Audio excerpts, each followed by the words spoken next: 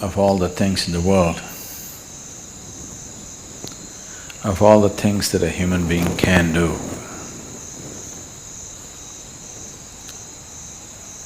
why yoga?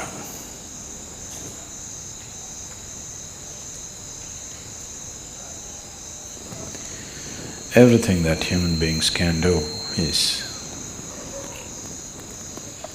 essentially an expression of who they are. Somebody sings a song, somebody dances, somebody writes a book, somebody paints a picture. Whatever else we do is an expression of who you are. You may be conscious of it, you may be unconscious of it, but still everything that you say, everything that you do, everything that comes out of you is essentially an expression of who you are.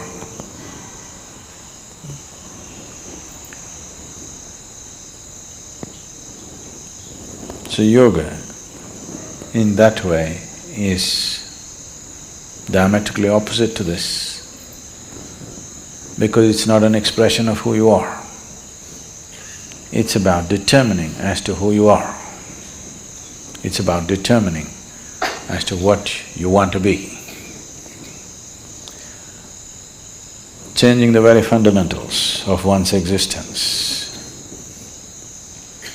Today, there is substantial medical and scientific evidence to show that the very fundamentals of the activity of your brain, your chemistry, even your genetic content can be changed by practicing different systems of yoga.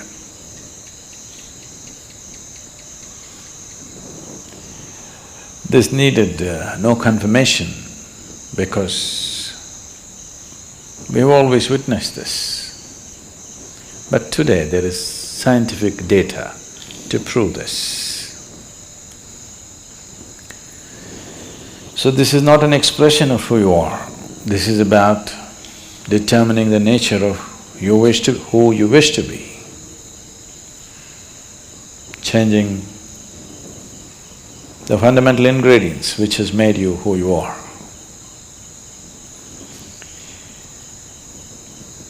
So yoga as a system needs much more involvement than any other things that any other forms of things that we do, which are merely an expression of who we are. If you find full expression through any particular activity, it may also leave you somewhat transformed. If you cook with all your heart, some transformation may happen. Yes, taking care of a cow can change your life, you know. If you sing with all your heart, some transformation may happen. If you dance with all your heart, some transformation may happen. But that is only a certain impact that is happening because of absolute involvement in a particular activity. But essentially that activity by nature is an expression of who you are. It is not determining the nature of who you are. So when we transform our activity, not as an expression of who we are, because who wants to find expression like this in the morning? Definitely not, isn't it? So, it is not an expression, it is a method, it is a means, it's a technology through which you can change the shape of who you are. Literally also, otherwise also. You can change the very shape of who you really are right now. That can be transformed, because who you are right now as a person is a combination of things. genetic material, before that, the karmic substance that you carry. Because of that, you chose a certain womb, so the genetic material. And since the moment you were born, whatever kind of impressions that have gone into you in the form of variety of experiences, situations, thoughts, emotions, relationships, associations, whatever else you have imbibed, all these things make you a certain kind of person. When you say, I am a certain kind of person, what you're saying is, I have this kind of compulsions. When you say, I am this kind of person, what you're saying is, this is the kind of compulsions that I identify myself with, so I am this kind of a person. People, it's a very Western thing, but it's very much there in India today, because a lot of Indians are far more Western than West. If you go all the way west, you come back to India. So they are much more Western than Westerners are today. So people say, I'm a morning person, I'm an evening person. So what they mean is, morning, I cannot wake up in the morning. That means I'm an evening person.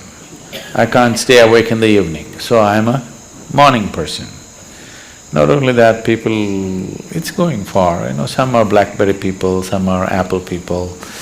So our world is getting divided in so many ways. They're not just instruments that you use and keep it down, you get identified with it. So there are chapati people, there are rice people, there are dosa people, there are idli people, all kinds. So, what kind you are is essentially a certain type of compulsions. So you set yourself into the process of yoga because you don't want to be this kind or that kind. That you will be the kind that you're required to be in a particular moment. If it's morning, you're a morning person. If it's evening, you're a evening person. If you're not required to be a person, you're not a person. That is, you become flexible. This flexibility, we start working with your body to start with. Afterwards, it should come to every aspect of your life. Your physical structure, your psychological structure, your emotional structure, your karmic structure, everything should become flexible, that it can be whatever it is required to be. It is not stuck being this way or that way. So yoga as a process, yoga as a method, yoga as a technology, yoga as a science is essentially to break the limitations of a certain concretization that happens, which we call as personality. To evolve from being a person to a presence. If you're a person, that means you have made a shell out of yourself. You formed a shell, within that shell only you can operate. If you break this shell, you will no more be a person, but simply a presence.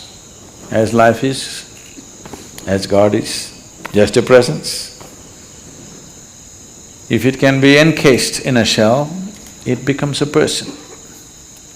So yoga means slowly you're working on making this shell thinner and thinner, more and more porous, that one day you can exist without a shell.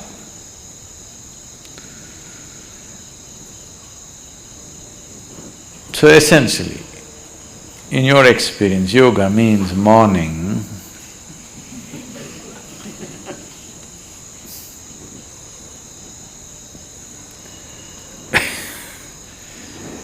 Why the sadhana, the way it is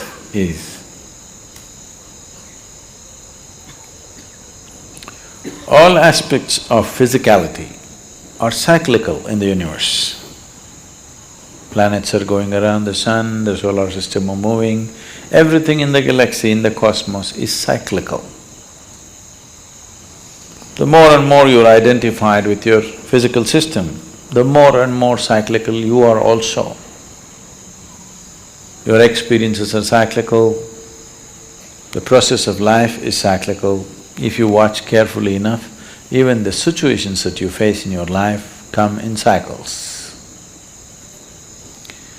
So yoga means, on one level, to break the cycle of life. What is a circle right now, we want to open it up and make it a straight line. Because if you're going in circles, if I say you're going in circles, what does it mean to you? You're not going anywhere. It just gives you an impression that you're going somewhere, but you're not really going anywhere, you're going through the same thing again and again. So yoga means to open up the circle and stretch it out like a straight line, that if you follow the line, you go somewhere, you're not going round and round. Nature is not going to release you so simply. You have to work at it and work at it and work at it. Otherwise, you must be happy doing the circle. A circle also can be described as a circus. If you become conscious, if the whole thing looks like a circus.